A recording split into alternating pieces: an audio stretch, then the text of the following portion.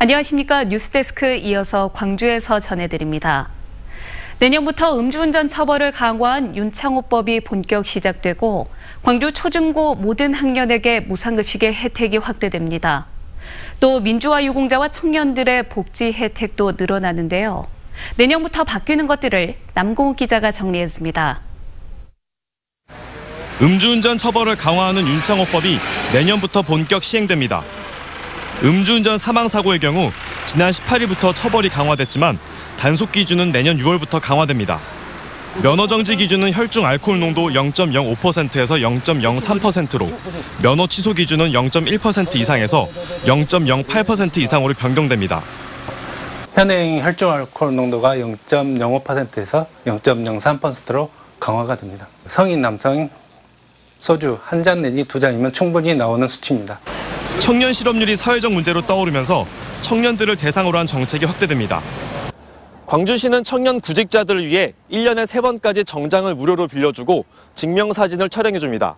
전라남도는 청년 구직활동수당을 최대 300만 원까지 지원하고 도내 중소기업에 취업한 청년의 근속 장려금을 2천만 원까지 지원합니다. 민주화 운동 유공자에 대한 혜택도 확대됩니다. 일정 소득 이하의 민주화 유공자와 유족에게 내년부터 매월 10만 원의 생활보조비를 지원하고 민주화 운동 관련자가 사망할 경우 장제비 100만 원을 지급합니다. 민주화 운동을 해서 참여하셨던 분들에 대한 어떤 지역 사회의 그런 위로나 감사에 광주시는 또 의료급여 수급자에게 임대보증금 50%를 무이자로 지원하고 지역경제 활성화를 위해 지역화폐를 도입합니다. 전라남도는 신혼부부와 다자녀 가정에 주택구입 대출이자를 매월 15만 원씩 지원하고 여성 농업인의 행복 바우처 지원금을 연 10만 원에서 20만 원으로 확대합니다. 광주시 교육청은 초중고 학생 중 그동안 무상급식이 지원되지 않았던 고등학교 1학년 학생들에게도 내년부터 무상급식을 확대합니다. MBC 뉴스 남궁욱입니다. 광주시와 전라남도가 상생협력의 핵심으로 꼽았던 광주 군공항 이전이 아무런 소득 없이 해를 넘기게 됐습니다. 올해 안에 예비 후보지를 선정하겠다던 국방부는 주민들의 반발에 부딪혀 한 발 물러섰습니다. 문현철 기자입니다. 광주 군공항 이전을 성토하는 현수막들이 도로 곳곳에 내걸렸습니다. 무한히 군공항 이전 유력 후보지로 알려지면서 주민은 물론 의회, 군청까지 한 목소리로 반대하고 있습니다. 군공항은 한 번 이전하면 재이전이 사실상 불가능하며 군민들이 겪게 될 피해는 무한군과 군민이 평생 안고 가야 할 고통이 될 것입니다. 광주 전남 상생 발전 차원에서 군공항의 전남 이전이 불가피하다고 밝혀온 김영록 도지사도 여론 추이를 살피겠다며 한 발짝 물러섰습니다. 그다음에 예비 후보지 신청 이후에는 여러 가지 과정을 겪어서 주민 투표로 결정을 하게 되어 있기 때문에 해당 지자체의 뜻이 대단히 중요합니다.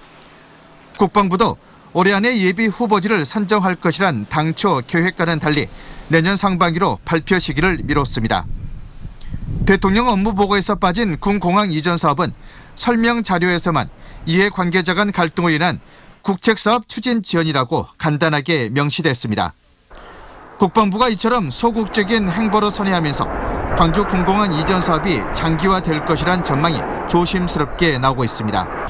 이전 대가로 수천억 원의 지원 사업비가 당근으로 제시되고 있지만 지역 미래와 맞바꿀 수 없다는 게 무한 주민들의 강경한 반대 입장입니다. MBC 뉴스 문현철입니다. 오늘 오후 2시 15분쯤 보성군 유러면 금천리의 한 야산에서 불이 나 숲 0.1헥타르를 태우고 2시간여 만에 꺼졌습니다. 불이 나자 소방대원 등 공무원 60여 명과 헬기 넉 대가 투입됐지만 바람이 거세 진화에 어려움이 있었습니다. 산림당국은 밭에서 농작물을 태우던 불길이 산으로 옮겨 붙은 것으로 보고 정확한 원인을 조사하고 있습니다. 법원이 광주 남구 구 금고 선정 절차에 문제가 없다는 판단을 했습니다. 광주지법 제21 민사부는 광주은행이 남구를 상대로 제기한 금고 지정 절차 속행금지 가처분 신청에 대해 기각 결정했다고 밝혔습니다. 재판부는 남구가 구금고 입찰 절차를 진행하는 데 있어서 불공정했다고 볼 만한 자료가 없고 국민은행이 제시한 기부금 지원 계획이 심의에 영향을 줬다고 인정할 만한 자료도 없다고 설명했습니다. 자격증 보유 수당과 교대 근무자 수당이 통상임금에 포함되어야 한다는 법원의 판단이 나왔습니다. 광주지법 제13민사부는 한국전력거래소 전현직 직원 69명이 거래소를 상대로 제기한 임금소송에서 4억 8천여만 원을 지급하라며 원고 일부 승소 판결했다고 밝혔습니다. 재판부는 직원들이 회사 측에 요구하는 미지급금 가운데 자격증 보유자 기술수당과 교대 근무자에게 지급하는 특수작업수당, 교통비, 급식 보조비는 정기적 일률적으로 지급됐기 때문에 통상임금에 해당한다고 설명했습니다.